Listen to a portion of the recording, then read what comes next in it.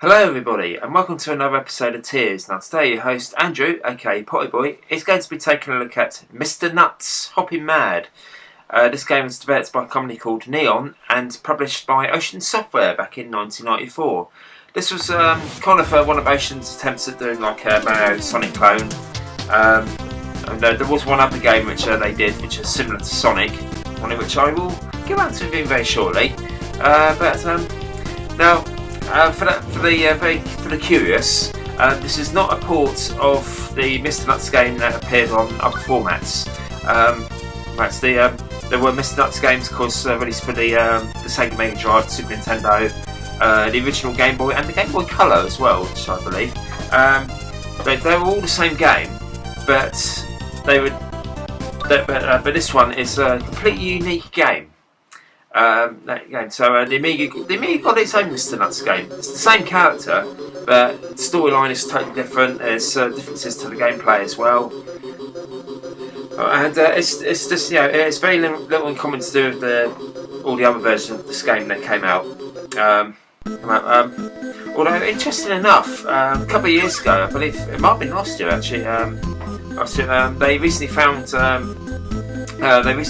ROM images of Mr. Nutz 2 for the Mega Drive, and that was essentially going to be a port of this game. So if you played the Mega Drive, for all your Mega Drive owners who expect a Mr. Nutz sequel, it already exists, just not on the Mega Drive. it exists on the Commodore Amiga, pretty much. This is a totally unique Mr. Nutz game, and it's quite good actually. I do like this one. This one I've only recently discovered via emulation, but I do know of it. I knew about it at the time when it came out. I remember seeing adverts for it in magazines and whatnot, but I never played it. So it was only like recently when I played it by emulation that I actually found out about it and thought actually sat down and played it and actually thought, hey, this is really good.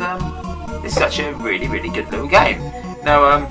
Basically, the story of Mr. Nutz on the Amiga game is basically you go and play as a little squirrel called Mr. Nutz, or in this case Andy. It's whatever you call him on the load and save screen at the start.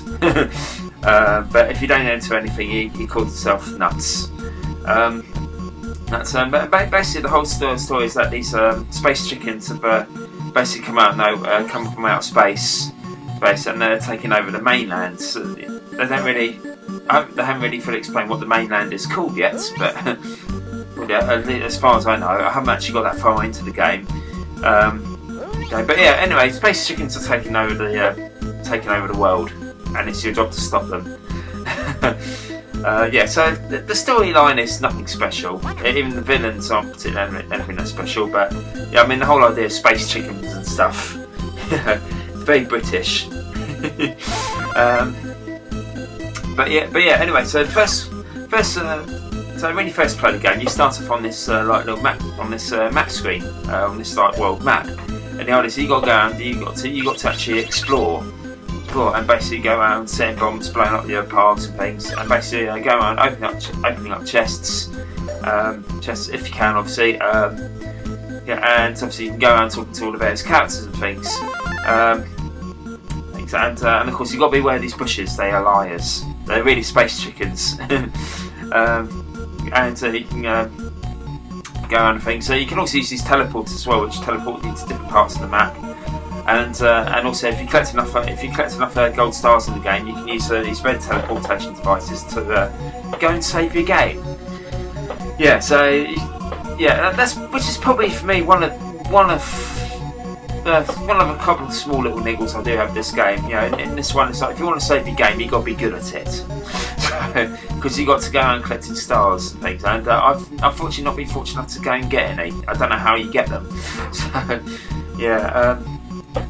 Yeah, and there's a couple of other little niggles as well. So when you are going around talking to someone, you can skip the text, but then you miss out on any important text and anything that happens. If you know what I mean.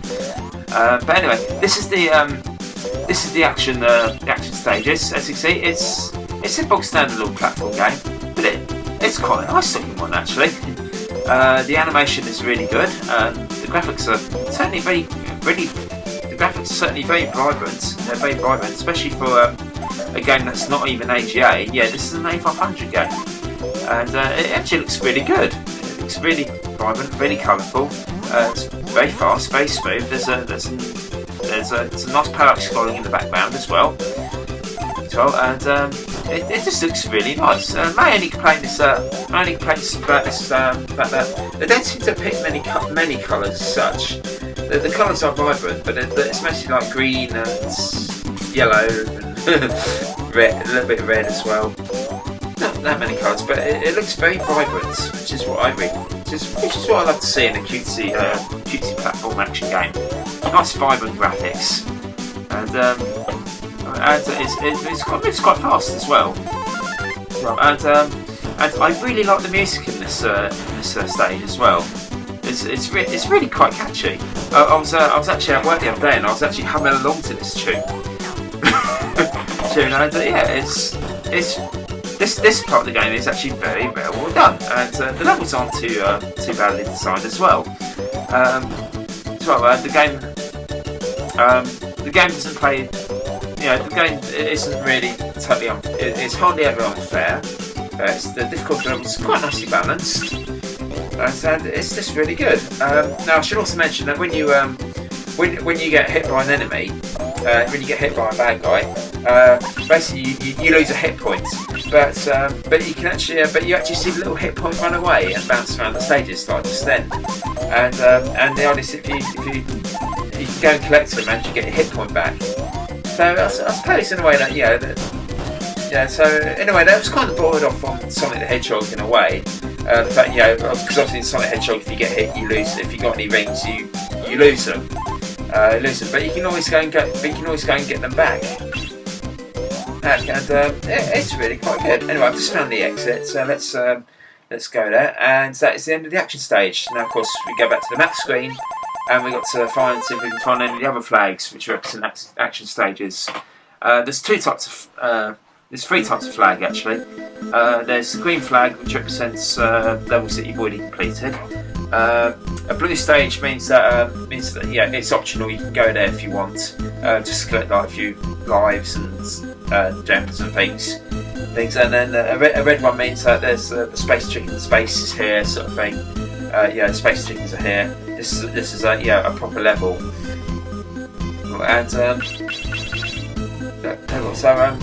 but of course it can be a job sometimes to find them. I do sometimes I tend to find I do get a little bit lost. But anyway, the thing I wanted to mention earlier about the text boxes was that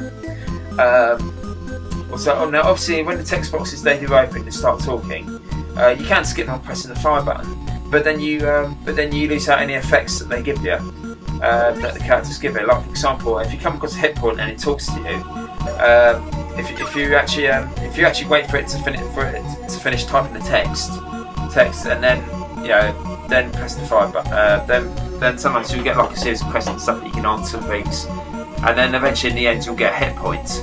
But if you decide that you want to skip it, you don't get the benefit. You don't get that extra hit point, if you know what I mean.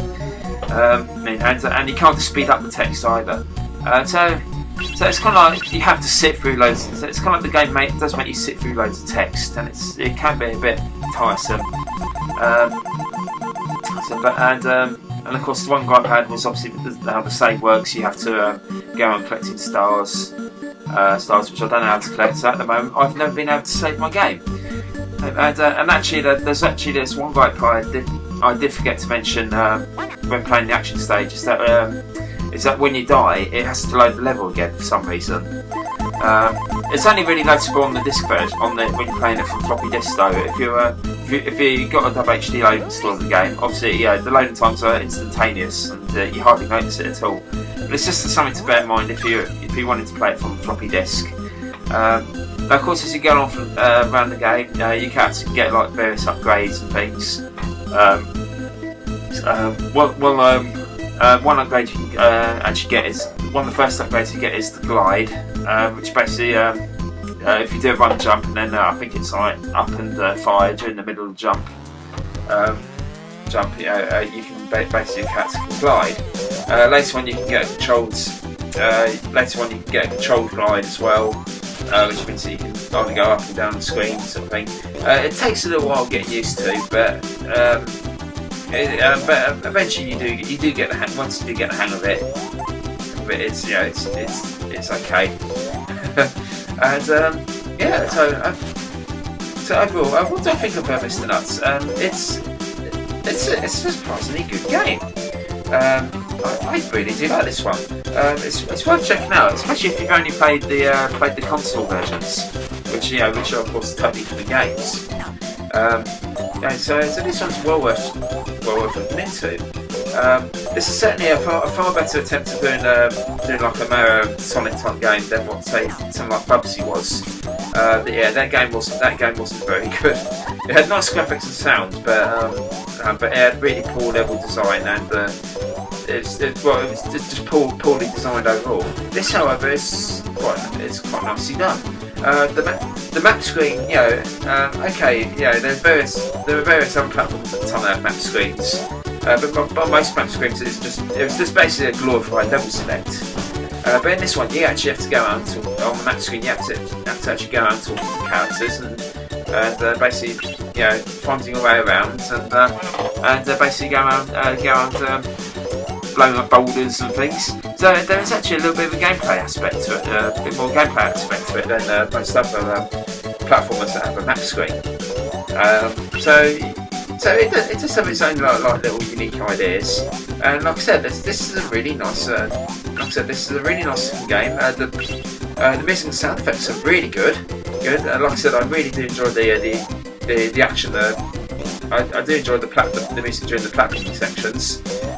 It's really quite catchy, and the in-game sound effects are pretty decent as well. And the game does like I said, the colours are really vibrant and very colourful, and it's just a very good it's just a classy little platformer overall. I really do like this one. Anyway, guys, I'm going to leave it here. This is Mr. Nutz Hopping Mad by Ocean Software. Really decent platform game, really worth checking out. I really do like this one. I'm going to get this one 4 out of 5. Thank you very much for watching.